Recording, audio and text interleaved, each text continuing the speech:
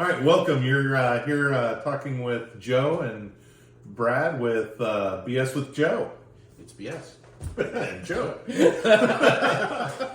So, what are we talking about today?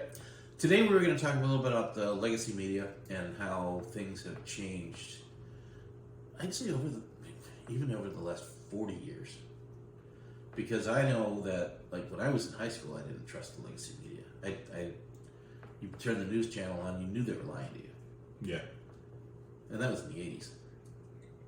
That was in the 80s. I kind of listened to Rush Limbaugh and a couple other individuals, and I was like, how is his opinions on things so much different than what I see on Fox, NBC, or in all the legacy media sources? ABC, NBC, CBS, WGN.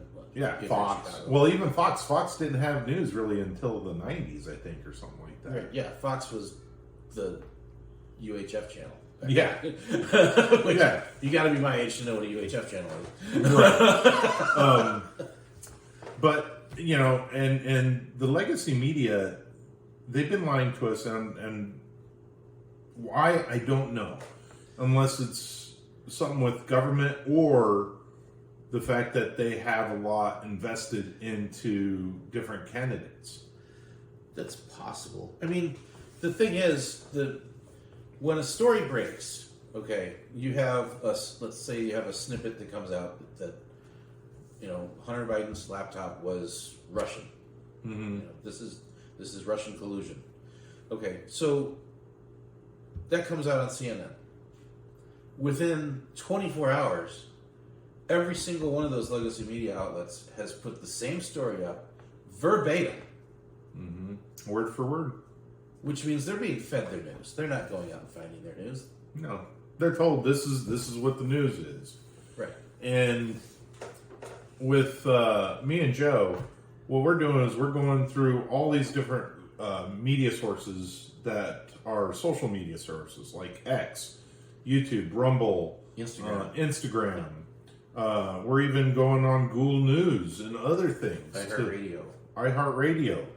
Spotify, Joe Rogan Experience. We're looking all through these different things, and honestly, it's giving me ideas on things that I want to research more. Yes, and with us wanting to research it more, we're also wanting to bring it to light, and that's why we're discussing it on our channel, just like they discussed it on their channel, and we're giving our opinions. And maybe there's some things they don't talk about because maybe they're just dissociated with some of it, like the housing loan issues that me and Joe have had that we talked about in the last episode. Yeah. Now, while we're on the subject of legacy media and the truth and lies and all that, Overton came up with. I don't even remember where. He was a professor, right? He was a professor. I believe he was a social or economic professor. I don't remember if it was social or economic. He came up with an idea called the Overton window. Mm-hmm. And the basic premise of it is this is the window that the public will accept. Yes. And anything outside of that window is you're wasting your time. Yeah, so we got a little bit of a diagram. We don't know if you guys could see it, but it's a 4-quadrant little window, just like you would see in a window in a house with 4 different panes. Now, in the upper right pane is economic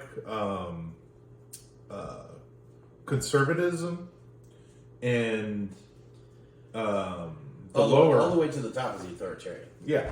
So your upper quadrant is your authoritarians. They want to rule. Your libertarian is on the lower portion of the window. The right side of the window is economic conservative, not spending. And then the left is spending. They want to spend. And the way I understand this is the Overton window itself. Okay, so you've got the libertarians, the left, the economic left, the economic right, and the authoritarians. The Overton window itself is this little square that moves around based on what society is willing to accept. Mm-hmm. Whether not just society, but individuals. individuals, if you consider yourself conservative, you don't spend a lot. Do you believe in the rule of the law? You're more authoritarian. If you believe that people should not be regulated, you're liberal or libertarian. Yeah, that's libertarian. Yeah. Some words have been hijacked. Libertarians can be conservative too. Oh, yeah. Well, you look at Ron Paul. Ron Paul was very libertarian and very conservative with spending. Yeah. Even his son, Rand Paul, who's in office now, is very conservative, and he's also very libertarian. Yeah. And you have some that are authoritarian that want to, like, red flag laws. Red flag laws are a perfect example of authoritarian. So, we believe you're mentally ill, we're going to take your guns from you, and yet we're going to allow the police to decide when you get your guns. No police officer is going to want an individual to have their guns to possibly be used against them or stolen from the individual to be used against them. The thing that really bothers me about the red flag laws is your neighbor could, you could have a fight with your neighbor over your driveway.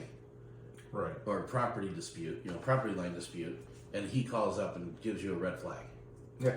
Well, it all depends on what state you live in and what county you live in, and depending on what what the laws are in their red flag laws. Right. Some are very more strict. Some are very, lenient. Yeah. The problem that I have with any red flag laws is they're coming and they're taking your firearms without due process. It's a Fifth Amendment violation right there. That's against your constitutional rights, guys. It is. Now, is there anything we could do about it? Not really. I truly believe in using lawfare. So get a hold of your governor, get a hold of these different individuals, try to get that law abolished. So or at least not looked at upon. Where are we on the Overton window with this? Well, for me, I'm very right and I'm very libertarian. No, I'm talking about the subject of red flag laws.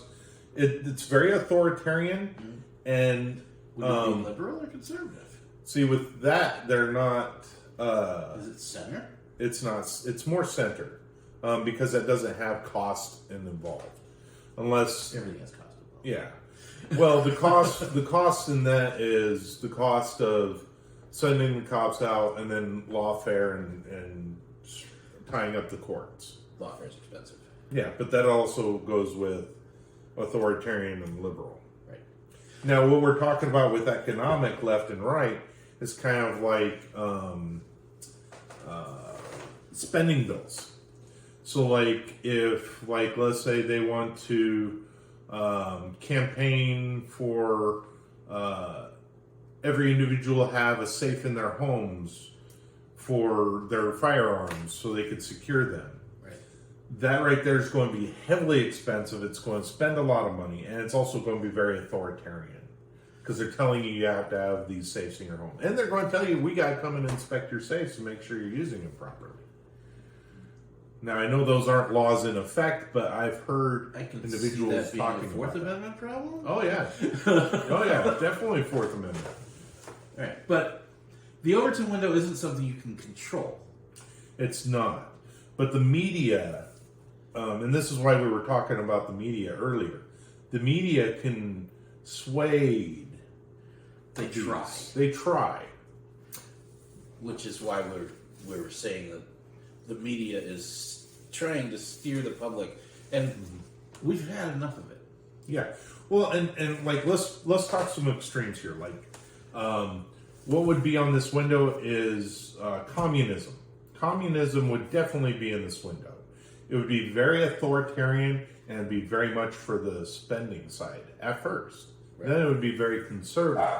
And the reason why it would be very conservative is because they're going to tell you what job you have, and they're going to tell you what you get for that job. Right. And they're going to tell you how much everything costs too. Everything belongs to the state. You don't own anything. You don't own anything. Yeah. So, I remember I've seen some movies about when the Bolsheviks and they're in Russian, but I watched those and watched the text along the bottom. Just read along. Well, and if you look, there are videos from PBS that was produced a long time ago. So with Ukraine, I know we don't want to really get into Ukraine and Russia because it's still a very ongoing subject. Not today. Not today? Yeah. But this is back after World War II, I believe. I don't remember what time in history, but the Russians went into Ukraine and moved the farmers into Russia and then put Russian farmers in the Ukraine areas where the farms are. Right. And it caused a huge famine. There was even posters. Now, they talk about it in these interviews that I saw. Ukraine's got great farmland. It has great farmland. But the Russian farmers are used to growing potatoes and other things in Russian farms and not wheat and other things in the Ukraine farms. Okay. And the reason why they move these individuals around is how do you get populace to accept other individuals and other cultures? You move them to another culture. You move this to another culture. Kind of like what we're doing with our southern border. Don't try to tell me that Russia cares about accepting cultures after what they've done to the Crimean Tatars. Yes, no, you're absolutely right. But it's more to get people to, okay, you're now Russian. You're no longer Ukraine because you're going to be in the heartland of Russia. Right. Where you're going to take people who are staunch Russians and you're going to put them in Ukraine. So that way Ukraine will be Russia. Okay. Well, this is back when Ukraine was Russia. Yeah, this is way back. This goes back. There was 2 famines in Ukraine. There's a video on in YouTube. If you look hard enough, you could find it. It is very interesting to watch. You'll learn a lot on that. Okay, kind of like the potato famine. Kind of like the potato famine. Okay. All right. So the Overton window. That's just a way of gauging where you are or views and other people's views. Some factions like to think that they can control it and like to think that they can influence the media to make the changes in what the Overton window says. Yeah. And what the populace will accept or not accept. Yeah. And that's why we're doing this show, because we're not trying to push an agenda. We're just trying to talk facts and our opinions. You can have your own opinions on things, and that's great. Yeah, I'm probably wrong on most of the stuff. No, I don't think it's not so much that we're wrong. It's just that the media produces information that we consume that we don't know if it's factual or not. Right. And even us today talking about these things, you know, the Glass Eagle Act, I knew a little bit about it before. We did a little bit of research before the show on our first show, and we talked about that. Now, this show, we're talking about the Overton window, and this is very much, I believe there's a test you can take online, and it asks you exactly questions, where you and fit. shows you where you fit in the window. Yeah. But, and your views change. It's very fluid. It's okay to change your views. Yeah. Now, what was the next topic we were going to talk about? Is that the other show? That's the next show. That's the next show. I think that's all we have for this show. So, like, comment, share. Comments are really important. They help us guide us where you guys want to talk about on the show. That's it.